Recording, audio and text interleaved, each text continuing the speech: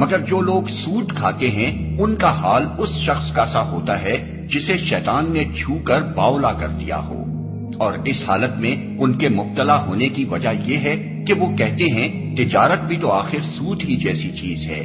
حالانکہ اللہ نے تجارت کو حلال کیا ہے اور سود کو حرام۔ لہذا جس شخص کو اس کے رب کی طرف سے یہ نصیحت پہنچے اور آئندہ کے لیے وہ سود خواری سے باز آ جائے تو جو کچھ وہ پہلے کھا چکا سو کھا چکا، اس کا معاملہ اللہ کے حوالے ہے، اور جو اس حکم کے بعد پھر اسی حرکت کا اعادہ کرے وہ جہنمی ہے جہاں وہ ہمیشہ رہے گا۔ مگر جو لوگ سود کھاتے ہیں، اصل میں لفظ ربا استعمال ہوا ہے جس کے معنی عربی میں زیادتی اور اضافے کے ہیں۔ اصطلاحاً اہل عرب اس لفظ کو اس زائد رقم کے لیے استعمال کرتے تھے جو ایک قرض خواہ اپنے قرضدار سے ایک طے شدہ شرح کے مطابق اصل کے علاوہ وصول کرتا ہے۔ اسی کو ہماری زبان میں سود کہتے ہیں۔ نزول قرآن کے وقت سودی معاملات کی اور شکلیں رائج تھیں، اور جنہیں اہل عرب ربا کے لفظ سے تعبیر کرتے تھے وہ یہ تھی کہ مثلا ایک شخص دوسرے شخص کے ہاتھ کوئی چیز فروخت کرتا اور ادائے قیمت کے لیے ایک مدت مقرر کر دیتا۔ اگر وہ مدت گزر جاتی اور قیمت ادا نہ ہوتی تو پھر وہ مزید مہلت دیتا اور قیمت میں اضافہ کر دیتا۔ یا مثلا ایک شخص دوسرے شخص کو قرض دیتا اور اس سے طے کر لیتا کہ اتنی مدت میں اتنی رقم اصل سے زائد ادا کرنی ہوگی۔ یا مثلا قرض خواہ اور قرضدار کے درمیان ایک خاص مدت کے لیے ایک شرح طے ہو جاتی تھی، اور اگر اس مدت میں اصل رقم میں اضافے کے ادا نہ ہوتی تو مزید مہلت پہلے سے زائد شرح پر دی جاتی تھی۔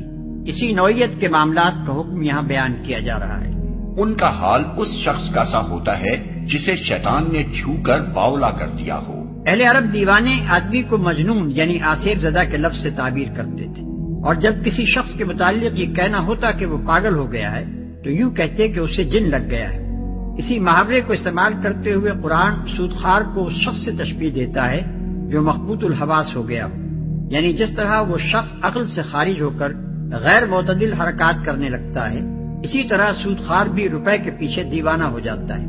اور اپنی خود غرضی کے جنون میں کچھ پرواہ نہیں کرتا کہ اس کی سودخواری سے کس کس طرح انسانی محبت، اخوت اور ہمدردی کی جڑیں کٹ رہی ہیں، اجتماعی فلاح و بہبود پر کس قدر تباہ کن اثر پڑ رہا ہے، اور کتنے لوگوں کی بدحالی سے وہ اپنی خوشحالی کا سامان کر رہا ہے۔ یہ اس کی دیوانگی کا حال اس دنیا میں ہے، اور چونکہ آخرت میں انسان اسی حالت میں اٹھایا جائے گا جس حالت پر اس نے دنیا میں جان دی ہے، اس لیے سودخوار آدمی قیامت کے روز ایک باولے مخبوط الحواس انسان کی صورت میں اٹھے گا۔ تجارت بھی تو آخر سود ہی جیسی چیز ہے، یعنی ان کے نظریے کی خرابی یہ ہے کہ تجارت میں اصل لاگت پر جو منافع لیا جاتا ہے اس کی نوعیت اور سود کی نوعیت کا فرق وہ نہیں سمجھتے، اور دونوں کو ایک ہی قسم کی چیز سمجھ کر یوں استدلال کرتے ہیں کہ جب تجارت میں لگے ہوئے روپے کا منافع جائز ہے تو قرض پر دیے ہوئے روپے کا منافع کیوں ناجائز ہو۔ اسی طرح کے دلائل موجودہ زمانے کے سودخوار بھی سود کے حق میں پیش کرتے ہیں۔ وہ کہتے ہیں کہ ایک شخص جس روپے سے خود فائدہ اٹھا سکتا تھا اسے وہ قرض پر دوسرے شخص کے حوالے کرتا ہے، وہ دوسرا شخص بھی بہرحال اس سے فائدہ ہی اٹھاتا ہے، پھر آخر کیا وجہ ہے کہ قرض دینے والے کے روپے سے جو فائدہ قرض لینے والا اٹھا رہا ہے اس میں سے ایک حصہ وہ قرض دینے والے کو نہ ادا کرے۔ مگر یہ لوگ اس بات پر غور نہیں کرتے کہ دنیا میں جتنے کاروبار ہیں، خواہ وہ تجارت کے ہوں یا صنعت و حرفت کے یا زراعت کے، اور خواہ انہیں آدمی صرف اپنی محنت سے کرتا ہو یا اپنے سرمایہ اور محنت ہر دو سے، ان میں سے کوئی بھی ایسا نہیں ہے جس میں آدمی نقصان کا خطرہ یعنی رسک مول نہ لیتا ہو،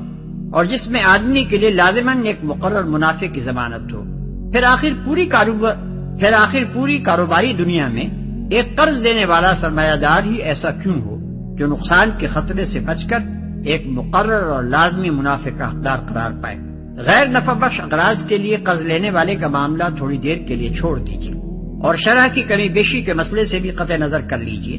معاملہ اسی قرض کا صحیح جو نفع بخش کاموں میں لگانے کے لیے لیا جائے، اور شرح بھی تھوڑی ہی صحیح۔ سوال یہ ہے کہ جو لوگ ایک کاروبار میں اپنا وقت، اپنی محنت، اپنی قابلیت اور اپنا سرمایہ رات دن کھپا رہے ہیں،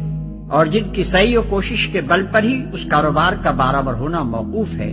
ان کے لیے تو ایک مقرر منافع کی ضمانت نہ ہو بلکہ نقصان کا سارا خطرہ بالکل انہی کے سر ہو،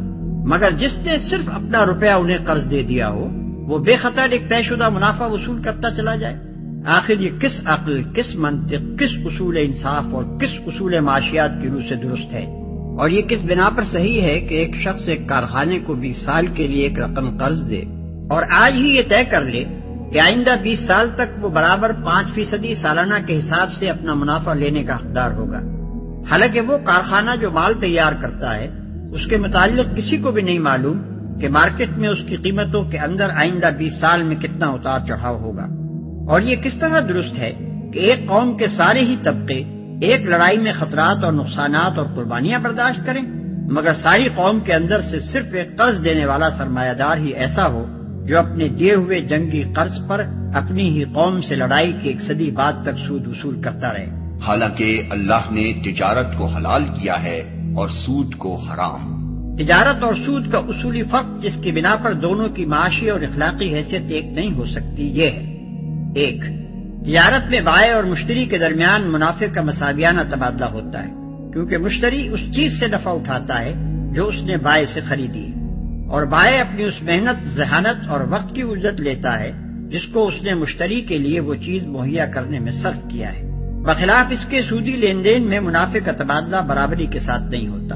سود لینے والا تو مال کی ایک مقرر مقدار لے لیتا ہے جو اس کے لیے بالیقین نفع بخش ہے، لیکن اس کے مقابلے میں سود دینے والے کو صرف مہلت ملتی ہے جس کا نفع بخش ہونا یقینی نہیں۔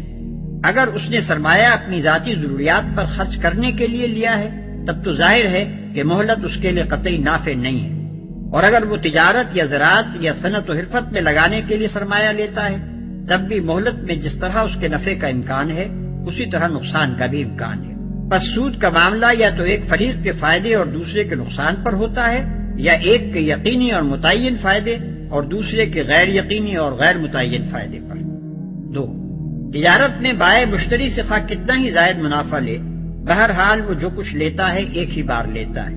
لیکن سود کے معاملے میں مال دینے والا اپنے مال پر مسلسل منافع وصول کرتا رہتا ہے اور وقت کی رفتار کے ساتھ ساتھ اس کا منافع بڑھتا چلا جاتا ہے۔ مدیون نے اس کے مال سے خواہ کتنا ہی فائدہ حاصل کیا ہو، بہر طور اس کا فائدہ ایک خاص حد تک ہی ہوگا، مگر دائن اس فائدے کے بدلے میں جو نفع اٹھاتا ہے اس کے لیے کوئی حد نہیں۔ ہو سکتا ہے کہ وہ مدیون کی پوری کمائی اس کے تمام وسائل معیشت حتیٰ کہ اس کے تن کے کپڑے اور گھر کے برتن تک ہضم کر لے اور پھر بھی اس کا مطالبہ باقی رہ جائے۔ 3. تجارت میں شے اور اس کی قیمت کا تبادلہ ہونے کے ساتھ ہی معاملہ ختم ہو جاتا ہے، اس کے بعد مشتری کو کوئی چیز بائع کو واپس دینی نہیں ہوتی۔ مکان یا زمین یا سامان کے کرائے میں اصل شے جس کے استعمال کا معاوضہ دیا جاتا ہے صرف نہیں ہوتی بلکہ برقرار رہتی ہے اور بجنسی ہی مالک جائیداد کو واپس دے دی جاتی ہے، لیکن سود کے معاملے میں قرض دار سرمایہ کو صرف کر چکتا ہے اور پھر اس کو وہ صرف شدہ مال دوبارہ پیدا کر کے اضافے کے ساتھ واپس دینا ہوتا ہے۔ 4. تجارت و صنعت و حرفت اور زراعت میں انسان محنت، ذہانت اور وقت صرف کر کے اس کا فائدہ لیتا ہے، مگر سودی کاروبار میں وہ محض اپنا ضرورت سے زائد مال دے کر بلا کسی محنت و مشقت کے دوسروں کی کمائی میں شریک غالب بن جاتا ہے۔ اس کی حیثیت اصطلاحی شریک کی نہیں ہوتی جو نفع اور نقصان دونوں میں شریک ہوتا ہے، اور نفع میں جس کی شرکت نفع کے تناسب سے ہوتی ہے، بلکہ وہ ایسا شریک ہوتا ہے جو بلا لحاظ نفع و نقصان اور بلا لحاظ تناسب نفع اپنے طے شدہ منافع کا دعوے دار ہوتا ہے۔ ان وجوہ سے تجارت کی معاشی حیثیت اور سود کی معاشی حیثیت میں اتنا عظیم الشان فرق ہو جاتا ہے کہ تجارت انسانی تمدن کی تعمیر کرنے والی قوت بن جاتی ہے اور اس کے برعکس سود اس کی تخریب کرنے کا موجب بنتا ہے۔ پھر اخلاقی حیثیت سے یہ سود کی عین فطرت ہے کہ وہ افراد میں بخل، خود غرضی، شقاوت، بے رحمی اور زر پرستی کی صفات پیدا کر دیتا ہے